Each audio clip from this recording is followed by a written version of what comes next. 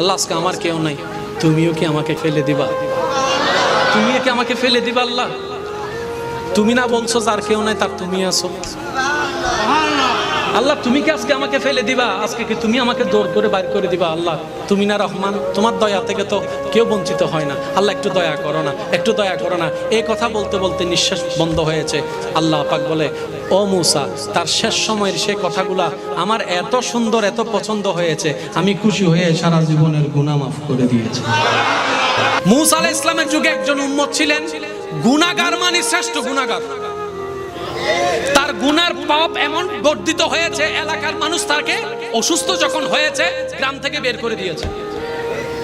এবার তার ডানে কেউ নাই, বামে কেউ নাই, সামনে কেউ নাই, পিছনে কেউ নাই, সবাই তাকে ঘৃণা করে বাইরে ফেলে দিয়েছে। সে মারা যাওয়ার পর আল্লাহ জলিলুল কদর নবী মূসা নবীকে হুকুম দিলেন, ও মূসা, অমুক গ্রামে অমুক জায়গায় আমার একটা বান্দা মারা গেছে, তুমি গিয়ে তাকে সুন্দরভাবে গোসল টোসল করে জানাজা দিয়ে দাফন করে দাও। পাপীর জানাজা পড়তে যাচ্ছেন কে? গোসল দিতে যাচ্ছেন কে? নবী। কোন নবী? মূসা আলাইহিস সালামের মতো নবী।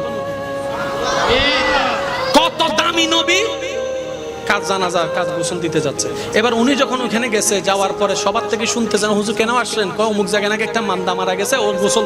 কি বলেন? আপনি হচ্ছেন হাই লেভেলের ভিআইপি, এ হচ্ছে থার্ড ক্লাসের বান্দা, এমন একজন বান্দার গোসল আপনি দিবেন? মূসা নবী বলে যে ব্যাপার কি রে? আল্লাহ যেহেতু পাঠিয়েছেন বুঝে শুনে পাঠিয়েছেন। আল্লাহ যেহেতু পাঠিয়েছেন নিশ্চয়ই কোনো হিকমত, আল্লাহ যেহেতু পাঠিয়েছেন নিশ্চয়ই কোনো কারণ। আল্লাহর হুকুমের সামনে দুনিয়ার কারো কথা শোনার দরকার। মূসা নবী নিজ দায়িত্ব পালন করলেন। পালন করার পরে মনে মনে প্রশ্ন করলেন, আল্লাহ মামলা তো বুঝলাম না, সবাই বলে সে পাপী, কিন্তু তুমি আমার মতো নবীকে দিয়ে তার জানাজা গোসল করাইছো, তার মানে সে নিশ্চয় তোমার প্রিয় ছিল। আল্লাহ মামলাটাকে একটু বলো তো। এবার শুনেন, শুনেন মনোযোগ। আল্লাহ পাক বলে, মূসা, তারা যে কথা বলেছে গ্রামবাসী সব সত্য, কিন্তু তারা জানে না এমনও কিছু সত্য আছে। ওই বান্দা যখন সবাই যখন তাকে একা করে ফেলে দেয়, তার আশেপাশে কেউ নাই, সে যখন বিপদগ্রস্ত, তখন আসমানের দিকে তাকিয়ে আমি আল্লাহকে বলে, ও আল্লাহ, মা তো ফেলে দিল, বাবা তো ফেলে দিল, ভাই তো ফেলে দিল, বন্ধু ফেলে দিল, যাদের জন্য চুরি ডাকাতি করছে তারা ফেলে দিল। আল্লাহ আজকে আমার কেউ নাই, তুমিও কি আমাকে ফেলে দিবা? তুমিও কি আমাকে ফেলে দিবা? আল্লাহ তুমি না বলছো যার কেউ নাই তার তুমি আছো। আল্লাহ তুমি কি আজকে আমাকে ফেলে দিবা? আজকে কি তুমি আমাকে দৌড় করে বাইর করে দিবা? আল্লাহ তুমি না রহমান, তোমার দয়া থেকে তো কেউ বঞ্চিত হয় না। আল্লাহ একটু দয়া করো না, একটু দয়া করো না। এই কথা বলতে বলতে নিঃশ্বাস বন্ধ হয়েছে। আল্লাহ পাক বলে, ও মূসা, তার শেষ সময়ের সে কথাগুলা আমার এত সুন্দর, এত পছন্দ হয়েছে, আমি খুশি হয়ে সারা জীবনের গুনাহ মাফ করে দিয়েছি। তাহলে বান্দার চোখের নজর আলাদা, আল্লাহর কুদরতি নজর আলাদা।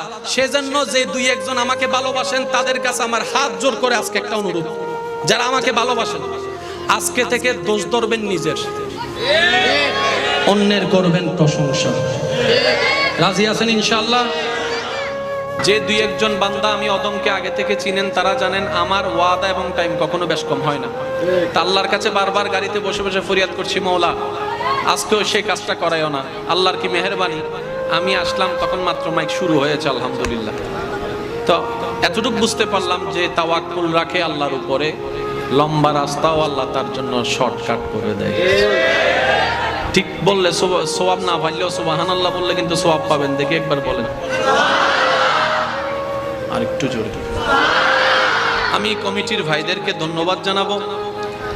অত্যন্ত সুন্দর একটা বিষয় আমি অদমের জন্য সিলেক্ট করেছেন, যার বক্তব্য দেওয়ার যোগ্যতা আমি অদমের কাছে নেই। দু চারটি কথা বলে আমি আপনাদের দোয়াকে সাথে নিয়ে ইনশাল্লাহ বিদায় নিব। এই পর্যন্ত সবার কাছে আমার একটা অনুরোধ, আল্লাহর ওয়াস্তে যেইটুকু সময় রব্বে করিম আমি অদমকে বলার তৌফিক দান করবেন, এই সময়টুকু সবাই মনের কান দিয়ে শোনার চেষ্টা করবেন ইনশাআল্লাহ। আর আমাকে একটু আওয়াজ দিয়ে সহযোগিতা করতে হবে, যাদের কষ্ট না হবে। কে কে পারবেন একটু হাত তুলে দেখান। যারা যারা পারবেন এবার বলেন মারহাবা। আজকের ওয়াইস আমার যদিও একটু একটু মনে পড়ে, গত বছরও হয়তো আমি এখানে এসেছিলাম। তো গত বছরও আমি নিজেও চিল্লাইছি, আপনাদেরকে দিয়েও চিল্লাইছিলাম। এই বছরের ধারাবাহিকতার বেশ কম হবে না। আজকে আমি বলবো 80%, আপনাদের বলতে হবে 20%। রাজি আছেন তো? একদম পিছন পর্যন্ত রাজি আছেন তো? এবার যত উলামায়ে কেরাম এবং আমার দাদা নানার বয়সী যারা আছেন, আমি সবার কাছে দোয়া চাই। সবার দোয়াকে আমি অদম মাথার উপর ছাদ বানিয়ে আমার যুবক ভাইদের ঈমানি শক্তির আওয়াজকে শক্তি বানিয়ে আমি সামনে এগোনোর চেষ্টা করছি। ওয়ামা তৌফিকি ইল্লা বিল্লাহ। আগে একটা জিনিস আমরা সবাই সিদ্ধান্ত নিই, আমরা যে দুনিয়াতে এসেছি আছি আজীবন কি থাকবো না চলে যেতে হবে? আওয়াজ আমি শুনতে পাইনি। আর থাকবো না চলে যেতে হবে? যেখানে যাব সেখান থেকে ব্যাক গিয়ার দিয়ে আসার কোনো সুযোগ, যেখানে যাব সেখান থেকে রিটার্ন করার কোনো সুযোগ, যেখানে যাব সেখান থেকে আপনার হা হুতাশ কান্না করলো ফিরে আসার কোনো সুযোগ, আর যেখানে যাব সেখান থেকে পিছে আসার সুযোগ নাই, কিন্তু সামনে যাওয়ার রাস্তা আছে। কবর থেকে হাসরে যাবেন, আল্লাহ চাহিতো হাসর থেকে জান্নাতে চলে যাবেন। এবার আমরা আসি সবাই কোথায়? কবরে না মাটি দুনিয়াতে? জোরে বলতে হবে কোথায় আছি? স্কুল, কলেজ, ভার্সিটি, মাদ্রাসার যত ছাত্র ছাত্রী ভাইয়েরা আছেন, আপনারা গভীর মনোযোগ, কারণ ধর্মের নাম ইসলাম। আপনি বলবেন কলেজের মধ্যে তো ইসলাম নাই, আমি বলবো ইসলামের ভিতর কলেজ আছে। সুবহানাল্লাহ, সুবহানাল্লাহ। আপনি বলবেন ডাক্তারের ভিতর তো ইসলাম নাই, আমি শ্রদ্ধার সাথে বলবো ইসলামের ভিতর ডাক্তারি আছে, ইসলামের ভিতর ইঞ্জিনিয়ারিং আছে, ইসলামের ভিতর গবেষণা আছে, ইসলামের ভিতর ডক্টরেট আছে, ইসলামের মতো ওষুধ আছে, ইসলামের ভিতরে চিকিৎসা আছে, ইসলামের ভিতরে দুনিয়াও আছে, ইসলামের ভিতরে পরকালও আছে। সুবহানাল্লাহ। ইমানদার ভাই, বি কোয়াইট, একদম সাইলেন্ট, মনোযোগ দিয়ে শ্রবণ করার। গরি তো সিরিগি কখনো লইবে? কে লইবে না? ল, যার ভাগ্য ছড়ে। একবার বলেন মারহাবা। আর করি শেষ। কষ্ট পাইছেন আপনারা কোনো? আমি একটু পাগল টাইপের মানুষ, পাগলামিটা একটু বেশি করি। চাইও আবার মোকারাম বারে আরে গড়ি দিই বলে হয়ে মেনচলে ফেম নগজ্য, তারপর আয় বাজে দেই। একবার বলেন মারহাবা, আর একটু জোরে বলেন মারহাবা। তাহলে ইসলামের ভিতর সব কিছু আছে না নাই? এবার ইসলামটা আমাদের জন্য সিলেকশন করেছেন তো করেছেন কে? জোরে বলতে হবে কে করেছেন? যদি আমরা যা বাছাই করতাম, আমরা যাচাই করতাম, আমরা সিদ্ধান্ত নিতাম, রাইটও হতে পারে রংও হতে পারে। যদি আমরা সিলেকশন করি রাইটও হতে পারে রংও হতে পারে, তো ধর্ম জিনিসটা কি? মনে রাখবেন শিক্ষিত সমাজের বাইরা, ধর্ম কোনো শুধু পালন করার নাম নয়, ধর্ম কোনো ট্রেডিশনের নাম নয়। ধর্ম হচ্ছে এমন একটা সাবজেক্ট যেটা মানবের ভিতরটাও পরিষ্কার করে, বাহিরটাও পরিষ্কার করে, দুনিয়াটাও সুন্দর করে, পরকালকেও সজ্জিত করে দেয়। বলেন না সুবহানাল্লাহ। তাহলে এতগুলা ধর্ম যতগুলা আছে পৃথিবীতে, সব ধর্মের প্রতি আমাদের শ্রদ্ধা এবং সম্মান। কেন? আমাদের নবী রাহমাতুল লিল আলামিন আমাদেরকে শিক্ষা দিয়েছেন, হে আমার উম্মত, নিজের ধর্ম পালন করো, অন্যের ধর্মকে সম্মান করো। এতগুলা ধর্মের ভিতরে সঠিক কোনটা? যদি আমরা বাছাই করতাম, রাইটও হতে পারে রংও হতে পারে। দিনটা যদি আমরা সাজাইতাম, রাইটও হতে পারে রংও হতে পারে। আল্লাহ পাক বলে যে তোদেরকে আমি দায়িত্ব দিচ্ছি না, আমি নিজেই সাজাই গুছাই মেনটেন করে দিচ্ছি, আর আমি নাম দিয়ে দিলাম ইন্নাদ-দীনা ইনদাল্লাহিল ইসলাম। আর একটু জোরে বলেন। এবার এই ধর্মকে সিলেক্ট করেছেন কে? আওয়াজটা কিন্তু আপনাদের বড় দিতে হবে। কে সাজালেন? কে গোছালেন? কে ডিজাইন করলেন? কে দিলেন? কে? কোন আল্লাহ? যে আল্লাহ লা রাইব, যার মধ্যে বিন্দু পরিমাণ কোনো ভুল, বিন্দু পরিমাণ কোনো কমতি, যে আল্লাহর জ্ঞানের মধ্যে অজানা বলে কিছু। এবার আমি আপনাদেরকে একটা প্রশ্ন করব, যার যেটা মন চাই উত্তর দিবেন। এই শঙ্করার এই এলাকার মাহফিলটা আজকে কয় বছর? 3 বছর। এক সময় হয়তো আমরা থাকবো না, কমিটির ভাই কিংবা সন্তানদের মাধ্যমে আল্লাহ মাহফিলকে জারি এবং সারি রাখো। আপনাদের আওলাদের মাধ্যমে শ্রোতা হিসেবে আল্লাহ এই জায়গাকেও জারি সারি রাখো। 2030 সালে যখন এই মাহফিলটা সাজাবে, এই প্যান্ডেল লাগাইলে চলবে, এই স্টেজ দিলে চলবে, কি আরা গুরু আসিলাম দেখতে দেখি দে না ইন আবার কিল্লা লাগাই দেয়। আর একটু জোরে বলেন না। সময়ের চাহিদায় প্যান্ডেলের পরিবর্তন হয়, গভীর মনোযোগ। সময়ের চাহিদায় চেয়ারের পরিবর্তন হতে হবে, সময়ের চাহিদায় পোশাকের পরিবর্তন আনতে হবে, সময়ের চাহিদায় ডিজাইনের পরিবর্তন আনতে হবে, সময়ের চাহিদায় স্টেজের পরিবর্তন আনতে হবে, সময়ের চাহিদায় গাড়ির পরিবর্তন আনতে হবে, সময়ের চাহিদায় সবকিছুর পরিবর্তন হয়। এই ইসলাম তো একদিনের নয়, 2 দিনের নয়, 100 বছর আগে নয়, 1400 বছর ধরে চলে আসছে, এখনো চলছে। আমরা থাকবো না, ইসলাম তখনও থাকবে, আমাদের নাতিরা থাকবে, ইসলাম তখনও থাকবে, পরনাতিরা থাকবে, ইসলাম তখনও থাকবে, তখনও সেই কোরআন, তখনও সেই হাদিস। ব্যাপারটা কি? পরিবর্তনের দরকার নয় তো নয় কেন? তখন আল্লাহ পাক বলে তোদের পরিবর্তন যা হবে তোরা জানিস না 10 বছর পরে কি হয়। আমি আল্লাহর জ্ঞানের মধ্যে সব জানা আছে। আমি ইসলামকে, কোরআনকে, নবীকে ওইভাবে সাজিয়ে দিয়েছি কিয়ামত পর্যন্ত যোগ্যতার সাথে টিকে থাকার মতো। বলেন সুবহানাল্লাহ। তাহলে সব পরিবর্তন হবে, কোরআনের পরিবর্তনের দরকার। জোরে বলতে হবে, কোরআনের পরিবর্তনের দরকার। কারণ পরিবর্তন তখন হয় যখন চাহিদা পরিপূর্ণ করতে না পারে। কোরআন সর্বাবস্থায় সর্বচাহিদা পূরণ করার ক্ষমতা আল্লাহ তাআলা কোরআনের মধ্যে দান করে দিয়েছেন। চিৎকার দিয়ে বলেন সুবহানাল্লাহ। এবার বলেন ধর্ম বাছাই করছেন কে? জোরে বলতে হবে কে? সাজাইছেন কে? সব কিছু করে দিয়েছেন আল্লাহ। এবার সে ধর্মটা আমাদের কেন দরকার? রব বলে যে নিজে যদি নিতেও জানো, নেওয়ার মতো করে তোমার ঘরের ভিতরটাও সুন্দর হবে, মনের ভিতরটাও সুন্দর হবে, কবরের ভিতরটাও সুন্দর হয়ে যাবে যদি তুমি নিতে পারো। পয়েন্টটা বুঝবেন, যদি তুমি নিতে, আর যদি তুমি নিতে না পারো নিজের ওয়াল নিজে মারিবে, দেরি কেন করিবে? আরেকটু জোরে বলেন, আরেকটু জোরে বলেন। এইবার মাইকের আওয়াজ যতটুকু যাচ্ছে, যুবক ভাই প্রস্তুত? দাদা নানার বয়সী যারা আছেন সবাই চুপ থাকবেন, আর কোনো আওয়াজ নাই। আপনারা আওয়াজ দিতে দিতে কালাদারি সাদা বানাইছেন, আর দেওয়ার দরকার নাই। আপনাদের পক্ষ থেকে ইনশাল্লাহ নাতিরাই যথেষ্ট। কি নাতি আসেনি? আসেনি? স্যার নাতি যারা আছেন, যুবক যারা আছেন, একবার একদম ছোট করে বললেন মারহাবা।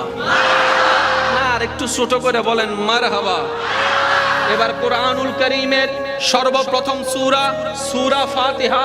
ফাতিহার প্রথম নম্বর আয়াত সবার মুখস্থ আছে, বিসমিল্লাহির রহমানির রহিম। আমার শিক্ষিত ভাইরা একটু নোট করবেন বিষয়গুলা। আলহামদুলিল্লাহি রাব্বিল আলামিন। পরের আয়াত আর রহমানির রহিম। তৃতীয় নম্বর আয়াত মালিকি ইয়াউমিদ্দিন। চতুর্থ নম্বর আয়াত ইয়্যাকা না'বুদু ওয়া ইয়্যাকা নাস্তাইন ইহদিনাস সিরাতাল মুস্তাকিম সিরাতাল লাযিনা আন'আমতা আলাইহিম গায়রিল মাগদুবি আলাইহিম ওয়ালাদ-দাল্লিন। আল্লাহ কবুল করুক। জোরে বলেন আল্লাহ কবুল করুক। এবার কোরআনের মতো কোন কিতাব, কোরআনের মতো কোন কিতাব, কোরআনের সাথে টক্কর দেওয়ার মতো কোন কিতাব, সে কোরআন নাজিল করলেন কে? সাজালেন কে? গোছা শুরু হচ্ছে ফাতিহা, ফাতিহার শুরু হচ্ছে আলহামদু। আলহামদু, গভীর মনোযোগ। আলহামদু, আলহামদু, আলহামদু। আল্লাহ এতগুলা শব্দ থাকতে আলহামদু দিয়ে কেন তুমি শুরু করলা? রব্বে কারীম বলে এই কোরআনটা আমার জন্য নয়, এই কোরআনটা জিবরাইলের জন্য নয়, এই কোরআনটা আমি তোদের জন্য নাজিল করেছি। তোদের জীবনের সমস্ত সমস্যার সমাধান আমি আল্লাহ কোরআনের মধ্যে দান করে দিয়েছি। বান্দারে, আলহামদু শব্দটা নিয়ে আমি শুরু করেছি কারণ আমি তোদেরকে জানাই দিতে চাই এই আলহামদু, এই আলহামদু যে নিজের ভিতর ধারণ করতে পারবে তার রিজিকের মধ্যে বর্ধিত হয়ে যাবে, সম্মানের মধ্যে বর্ধিত হয়ে যাবে, টাকার মধ্যে বর্ধিত হয়ে যাবে, অশান্ত মন শান্তি হয়ে যাবে, এমনকি তার রিজিক এমন ভাবে বাড়বে দুনিয়াতেও শান্তি হয়ে যাবে, পরকালীন গুনাহ মাফও হয়ে যাবে। বলেন সুবহানাল্লাহ। ভাইয়া শব্দটা কি? আল্লাহু আকবার। ইয়া